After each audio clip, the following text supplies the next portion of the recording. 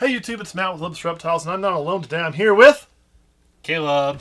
That's a pretty good intro. Caleb! Let's go with that. I was not ready.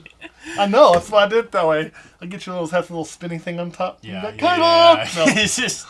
So anyway, today we're going to talk about, well, a Facebook post and a few comments in that. So here, before I do this, let me preface what was going to happen. So one, this Facebook post has been removed by somebody. Don't know who, don't care who. We are not going to share. So if you're looking for drama, you're in the wrong spot. We're not going to share the names of the commenters. We're not going to share the names on the Facebook post. I'm not even going to tell you what group it was in. Okay? Take all that out. Some of you may know because some of you may have been in the conversation, and that's okay. But we're not going to come at this, and this is my challenge to you guys too. When you read these things, don't get super emotional and come out with this is wrong and this is right. Look, sometimes people are obviously wrong. I about said obviously stupid, but there's no fix for stupid, and there is a fix for wrong. So let's just say some people are obviously wrong. But most of the time, there's good and bad in all of that. And that's what we're going to kind of talk through here, what we like and what we don't like, what we agree with, what we don't agree with. Understand these are opinions. Okay, I'm going to share with you my opinion. Caleb's going to share with you his opinion. It doesn't mean that we're trashing anybody. We can have a difference of opinion. I know it's a shocking thing in this world, but we can do it. So without further ado, and Kurt's going to try to put these on the screen, some fancy editing shit. But he's also going to take out all of that. So we're going to start with the original post. Okay, this was it. I'm going to try to read it word for word and fix some of the grammatical errors in there. But I have grammatical errors in my post. That's not a knock. I got fat fingers all the time. It says, I see people getting out of the hobby left and right because people getting mad they can't sell their animals when all they are making are bells, etc. Personally, it makes me super happy because it's just less people to breed snakes, which is good because the market was getting flooded with just a bunch of crap. But you can't bet, I think he meant can, but you can bet and believe I'm not going anywhere. I sold everything I produced in like 3 months top because I put in the work that needs to be done. There is a lot more to this hobby than just breeding 2 snakes together and thinking you're going to get rich fast. Laughy, laughy, because that's definitely not going to happen. You have to actually enjoy this hobby for what it is and not just do it for the money. Otherwise, you'll be like the rest of the people who are selling off their collection, if that's what you want to call it, because I'd say most people just have a bunch of single and 2 gene crap and wonder why they can't sell their animals. And then laughy. And then when all they do is post it one time on Facebook and expect to sell everything, that face. So let's start breaking that down. I guess when I look at the first part, I will say there's a lot of things I think are overly assuming and pretentious in there that I'm not down with. But there are some things in here that are spot on. I mean, I'll be blunt. This is not, it sounds harsh and mean, and it kind of is written that way, but there's also some things in here that are the God's honest truth. What I don't agree with is I don't think bells are a bad thing. What do you think?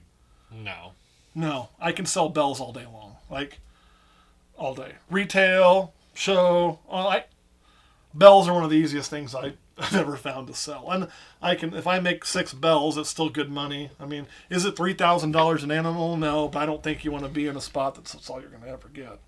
So, but anyway, go ahead. You're having a thought. Something that kind of stuck out. I've read the post because I saw the post to it actually mention something to Matt, and he was like, oh yeah, I saw that too, and screenshot it. We were kind of talking about it. Because it went away. Something I didn't really think about until he just read it and I was listening again is, he said, and again, I'm not trying to knock on anyone, right? Yeah. And he said something along the lines of producing bells and all this crap, it makes things easier or doesn't flood the market, blah, blah, blah. Well, if he keeps calling those crap and is not producing those, why does getting people out benefit him? Because they're still making the stuff. Yeah. He's not. That math doesn't add up because that means that he is then making, in his words, crap. The other thing, too, is it makes me super happy because it's less people to breed snakes, which is a good thing. I don't think people getting out is ever a good thing. Oh. I think it's a horrible thing. It's a horrible thing at all levels, right? They may be getting out, but if they're dumping a bunch of breeders into the market and things like that somebody else is either going to pick up and breed or it's going to depress prices further, it's not really going to, there's not really less snakes. No. There's just less people buying new snakes. There's less people adding to their collection. So I wholeheartedly think the opposite. I think whenever you see a market retraction, which some would say that we're in, some would say that we're not, and I think the whole economy is doing some kind of retraction a little bit, and that's probably going to affect us as well. But I don't think people leaving the industry is a good thing, personally. No. I want more in. Oh, yeah. If there's 1 million people that own snakes today, I would love it if it was 1.5 million next year. Ball pythons are nowhere near this point, but there are several reptiles over the last 20 years that were imported heavily because no one was breeding them because they were imported dirt cheap, and there were no morphs, so there wasn't a whole lot of money involved. Yep. And then some CITES permits came involved, and so then you could no longer import them, and now they're no longer in the pet trade, because no one took the time to breed them. Now, ball pythons are not anywhere near that level, but there is still something to needing breeders to grow. Your triangle is growing. You need all levels to grow, otherwise it just becomes a lopsided triangle. Right, it'll collapse over. And that's the thing too. If you're looking at it from I'm going to only try to produce in this market of $1,000 plus animals. If that's what you want to do, if you don't have new people getting in, they're not.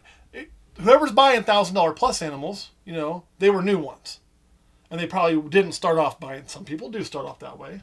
Most people, I'm going to bet, don't go, you know what, I'm going to get my first ever snake, and I'm going to drop $37,000 to buy all this equipment and 5 high-end snakes right away. There are those that do, but that's not the norm. No. The norm is going out there and saying, I saw this really cool bell on, Brian Barczyk's channel, I want a bell. God love Brian Barczyk. That's the norm, I would say. Or I want a bumblebee, or this, whatever it is that I saw that I like. That's within a normal price range, so I can see if I like having these, and they get deeper and they get deeper. So I wholeheartedly disagree with that part of the post. I think that's off base, And then, again, I don't know what this person's making, but it doesn't really matter to me on that. One thing I'd say is very, very true to me, though, is he talks about that if you're just in this to make money and get rich fast, it's not going to happen. You have to actually enjoy this hobby. Now, I think his statement there and the statement up top contradict each other. I was about to say that. I think there's a little emotion involved in what he's writing. I don't know where that emotion comes from, but we all have those days. But I think that is very, very true. Very, very true. If you get into it just to make money, you're probably going to be disappointed long term. Yeah. I just don't think you can have statement 1 and statement 2 in the same post. Coincide? Yeah, because what if that's what someone enjoys is bells? Yeah. Nothing wrong with that. No, there's not. And for me, it's also too and kind of like he said, I'm still going to be here when all this goes through, and he probably will be. Part of that is because if you're passionate about it, then here's a difference between somebody who's after money and somebody who's passionate about it. If this is where my profit, I want to make the most money, and now that profit margin drops because of the market retraction, it's oversaturated, right, and whatnot. And I'm like, man, I'm only making this much money. I can sell this and pivot over here and make more money over here.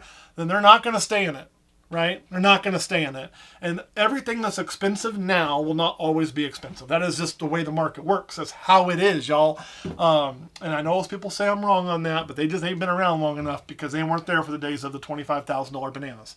Or even earlier than that, the $40,000 albino, I believe it was. They weren't there for those things that are now $200. It takes a long time, but you're going to have that, and you're going to have to be doing something new or doing what you love to survive. So I do agree with him 100% on that.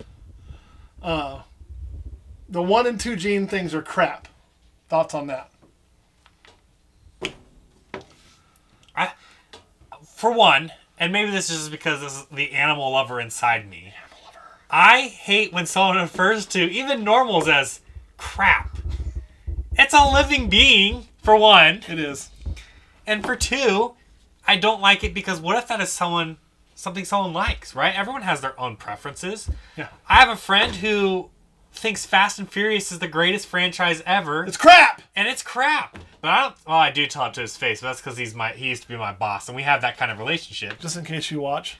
It's crap! But sorry. Some people enjoy that stuff. If someone enjoys normals, I know someone who collects normals and breeds normals. Mm-hmm. Nothing wrong with that. I like Star Trek. Many That's people what they think like. Star Trek's crap, so we all like something that's crap. So I hate that, but I also hate the fact that we're limiting, like that's exactly what we're doing. We're segregating Yeah. the hobby into you're either dumping a bunch of money in the hobby or you're just buying crap in your crap. That's how it feels. This is bad. And as someone who managed a pet store and has worked in pet stores and has worked in a zoo and done education things. You've worked with more expensive animals, I would bet, than anybody that's watching us has ever purchased. Probably. Yeah. I kid you not, I one time had a pin that was the animals alone in there were, let's see, because there was 7, 20, probably $400,000 just in that pin. Okapi? No. How much are the Okapi, though? Oh, I don't. Okapi. It looks that like... could be a Patreon discussion. I don't actually know if I'm able to discuss pricings of animals. All I know is Okapi are super expensive animals in the market they today. are. Not what anybody else pays in the market today. It looks Yeah. like a giraffe humped a zebra that had earlier fucked a horse, and that's what comes out, but Okapi... Yeah. But no, I hate that we say, like, I hate that we consider things crap. I think there's some single genes alone that kill.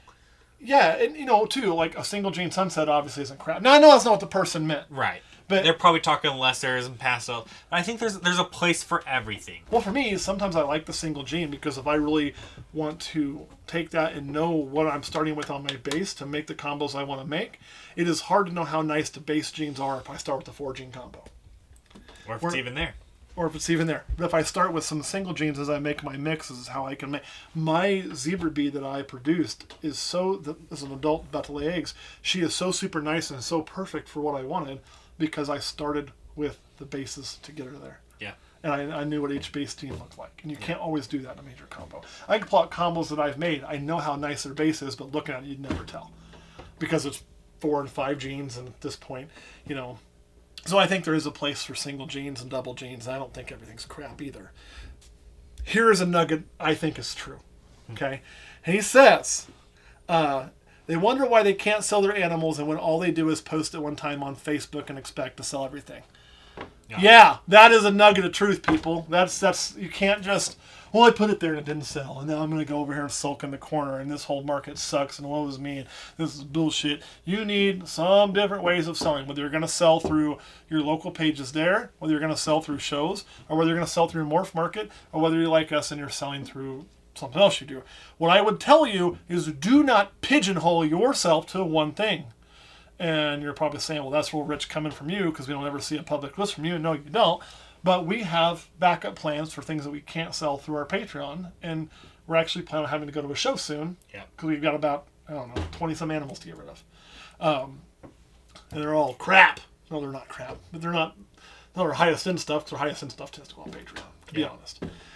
But that's where I'm at. What do you think on that whole thing as a whole? No, I agree. And you can see that at expos too. I have seen vendors complain they didn't sell anything. Yeah. But when I walked by that vendor, they didn't make any effort to talk to anybody at their table. They were sitting down at their little booth with their face planted in their phone.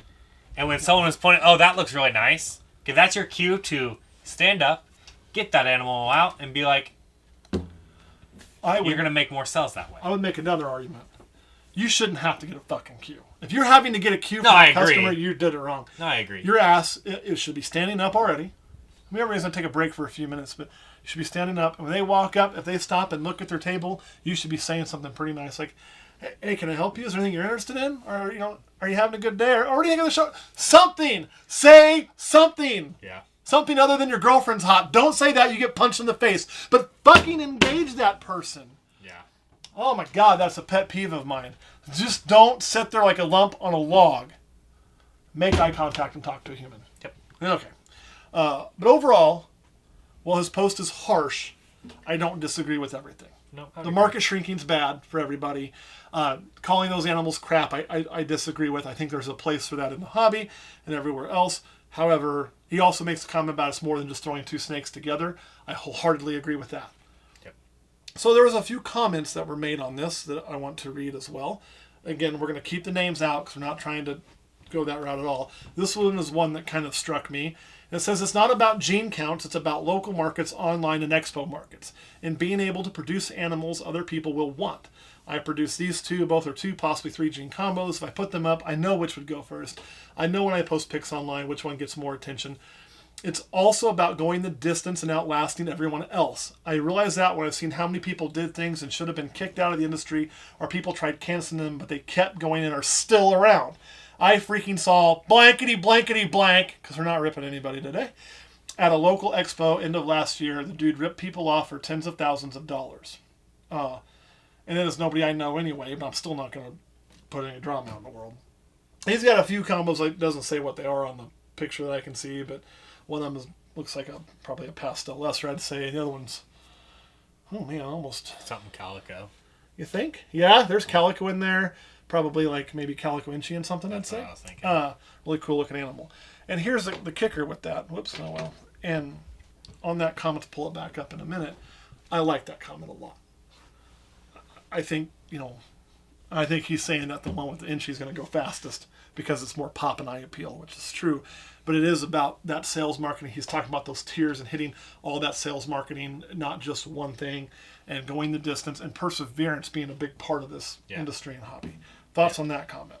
No, I mean, I would agree. You have to. There has to be a happy medium, and I think I personally think if you build your business model to tailor towards one, I guess, section of the market would be a way to phrase it, it is more apt to fail than someone who kind of has their pockets in all sections, and you can even be heavier in one, but having an option for all, because then you build a better relationship, you just hedge your bets a little bit better. Yep. Just all around. And then there's another comment I wanted to read because I thought it made a lot of sense. And I do know this individual, but again, we're not using names. If he wants to comment on here and say it was him, I can verify that, but that's up to him.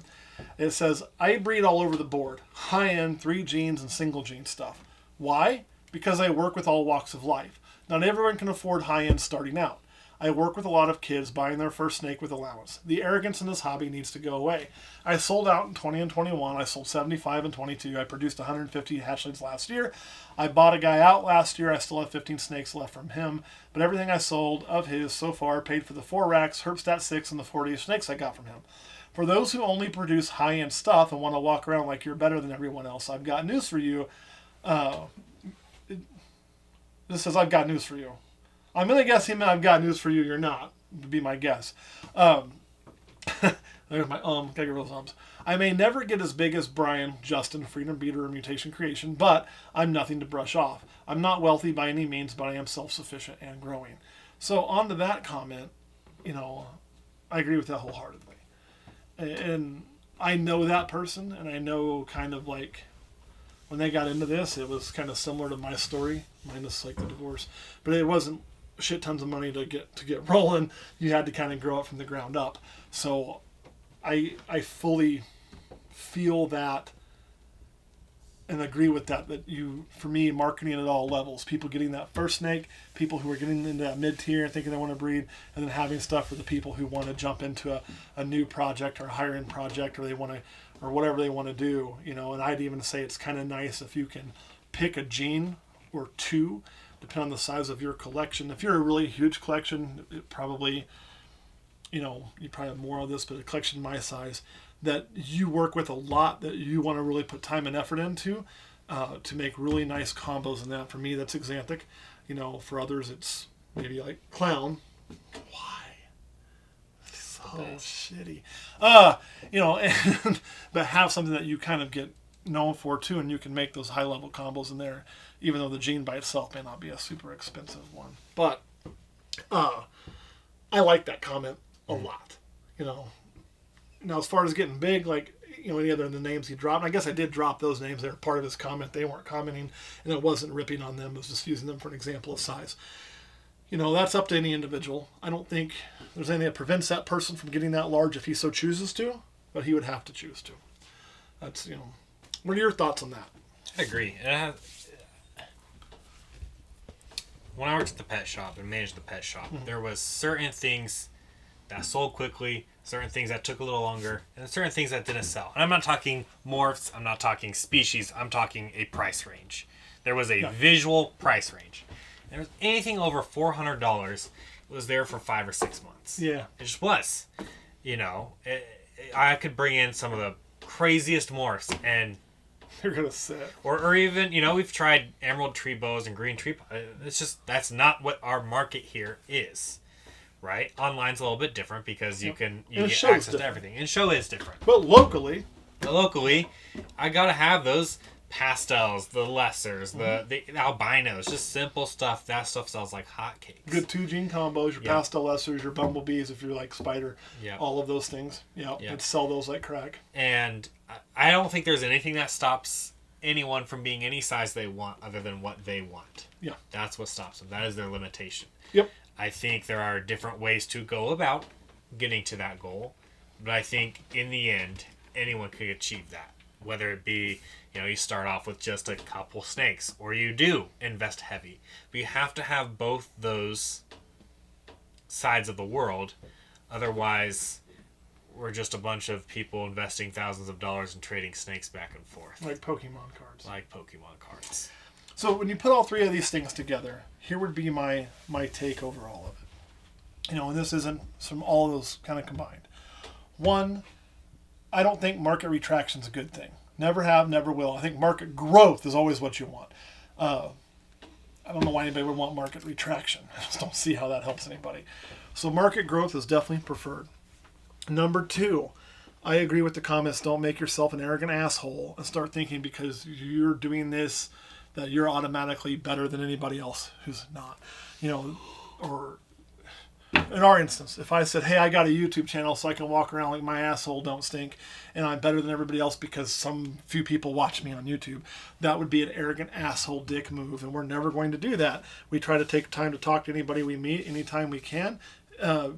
As long as it's reasonable. Now, if somebody's just going to be a hating asshole, I'm not going to waste my time on that. But because it doesn't make us any different. Breeding high-end snakes doesn't make you any better than somebody starting out. And you alienate those people when you do that, and you're going to make problems for everybody else in the hobby, and you're also going to make problems for yourself long term, because some of those people are going to stay in it, and they're going to remember you're an asshole, and they won't buy from you. There are people in this hobby today who I watched treat others like donkey shit, and I will not buy from them. Now, they're not anybody you're thinking, and not anybody I've ever mentioned. There's not anybody I've even ever alluded to. And no, they're not anybody that you see regularly posting stuff on social media or things like that too often. But I've watched it, and I kind of put a little nugget in my brain and said, okay, I see how you are. I see how you talk about others. You're on my list of people I don't want to deal with. And I learned a lesson not to be that arrogant dick. So I would always caution people, don't be an arrogant dick. But the idea that it's easy is false. I agree 100% with that. The idea that it's going to be easy money or it's easy to sell is also false. I think you have to put work into those sales a lot of times. Before we had this going, we had to do that. We were posting everything on our local Facebook before you were not allowed to do that. We were going to shows and hustling our ass off. We were moving our animals that way, and we were very successful at it when we were new. I do think that there is you don't ever want to be the person that just produces normals and pastels and lessers and just only single gene stuff. You'd probably need to expand beyond that to be a successful business. There is a place for that entry stuff, and there's a place for that high-end stuff. And the best place to be is at the beginning, at the middle, and at the high end all at the same time. I like my main focus, as you said, you can kind of be more into one of them, to be in the middle. I just feel there's a bigger customer base there. I like some on the high end. I don't worry much about making low stuff because I'll do that as a byproduct. I think we all do that as a byproduct at times.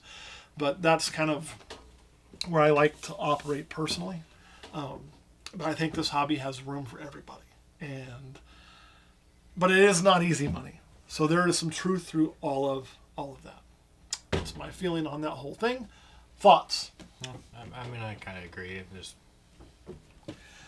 My next challenge for everybody is when you start to see these Facebook posts from people and there's going to be this emotional sounding charge to it. And if you just read that first post on its face, again, I don't know if that guy watched this or not, but you kind of come off like a dick. Fair? Yeah. You do. Sorry, you kind of come off like a dick. But if you take the emotion out of it and you read through, there are parts that I don't agree with, but there are parts that are spot on. And I think most of the truth of what he's trying to say is in that part, right? It ain't in the, I really want people out of it. I think that's just flexing a little bit because we're in a bad mood. However, when you start seeing these posts, remember, you don't have to be on Team A or Team B. Take a piece out of it, read it, have a conversation like they used to do back in the old days of the message boards and forums, and it doesn't need to turn into a going down the rabbit hole shit show of dumbassery. We've all done it, myself included. Probably did it recently because I thought one conversation was stupid, so I thought I'd stir that pot of stupidity.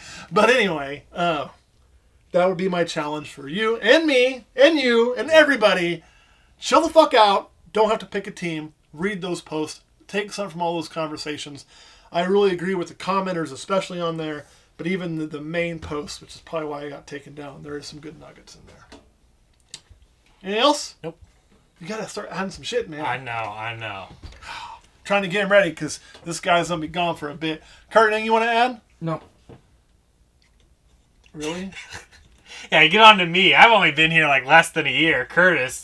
Yeah, but Kurt's like, don't put me in front of the camera all the time. I'll do it once in a blue moon, then I ain't doing it again, and fuck you for making me do it once. You're going to have to, because he ain't going to do it, so you're going to have to cover that shit while I'm gone. So you have to get used to just letting it rip. Yep. Like a fart. Every now and then, though, here's a little tidbit. This is the kind of shit we just talk about Patreon. So if you're going to do social media and YouTube, and you're going to just let it rip like we do with very, very few cuts, unless we decide to make a video with cuts, or else I just completely screw up the intro, and you let it rip, it's just like letting a fart rip. But you let enough let enough farts rip, what's eventually going to happen sometime? Shit's gonna come. You're going to shit your pants, right? So just know that every now and then, if you're on social media and you're just going to let it rip, every now and then you're going to shit your pants, and you got to deal with that cleanup. And somebody's going to get all pissy because you shit your pants on there. And I've shit my pants a time or two, proverbially speaking. Never in real life. That's disgusting. I probably have, but I ain't going to admit to it. All right, guys, thanks for watching. We'll see you next time.